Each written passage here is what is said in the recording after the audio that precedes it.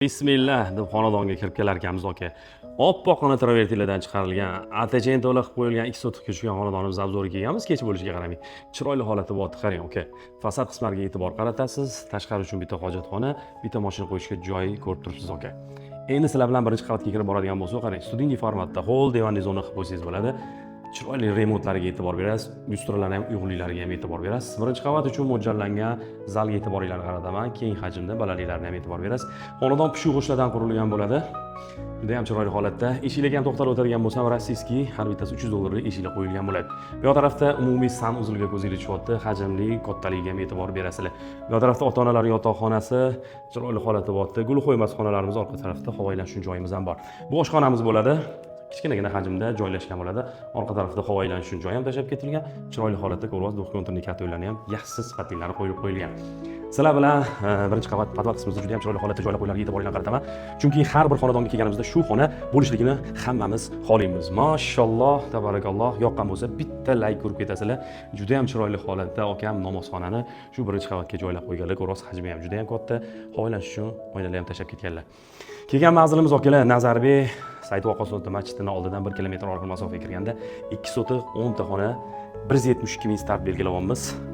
Ko'ryapsiz, bu birinchi qavatimizni obzorini davom ettirdik. Avval qismimizni ko'rsatdik. Endi sizlar bilan ikkinchi qavatga chiqib borar ekanmiz. Ikkinchi qavatga chiqib borar ekanmiz. Qarang, zinalarga kameralarni to'shab qo'yganlar. Yaxshi holatda zinaning kengliklari ham bemalol chiqish imkoniyatini sizda yaratib beradi. Ikkinchi qavatga chiqib kelar ekanmiz, bu bitta. Ko'ryapsiz, bolalar yotoqxonasi, ranglari ham ko'zni charchatmaydigan holatda. To'pli pol va radiator asosida isiydigan xonamiz o'tdi. Bitta bolalar yotoqxonasi, tashqari qaragan romlari bor. Bu ikkinchi xonamiz bo'lyapti. Bu yoq tarafda zal sifatida yoki ota-onalar yotoqxonasi sifatida foydalanasiz. O'zini balkonlariga ham ega bo'ladi.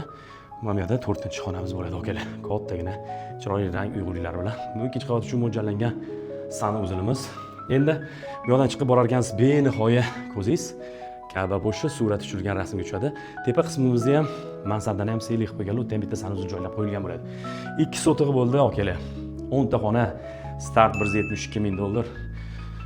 Ko'chalarni ham ko'rsataman chiroyli holatda.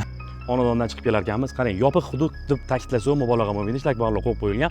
Mana bu ko'rib turgan bog'ingiz shu 3 ta xonadonga tegishli bo'ladi. Bu letniy oshxonalar qilib qo'yilgan, ko'rasiz. Oshxonalar bilan kalavot qo'yib bemalol ovqat qilib o'tirish imkoniyatingiz bor. Mana xonadonimiz sotilgan. Bunisi застройщикка o'zlari olib qo'yganlar, ma'lumot o'rnida. Shu xonadonlarni qurgan inson o'zlari sizlar bilan qo'shni bo'lib yashash imkoniyati bor. Endi ko'rishingiz mumkin, mana Said Vaqo'sov masjidining oldida joylashgan, xalq tilida bozor mahalla deyiladi. Nazarbek postdan 1 kilometr kirganda shu xonadonimiz sotuvga chiqdi. Pishgan ishlardan qurilgan baquvvat juda ham chiroyli xonadon. Eslatib o'taman, narx start $172 ming. Albatta kelishadigan joylar bor. Kelib ko'rib, talash tortish barakasini qilsanglar bo'ladi. Salomat bo'linglar.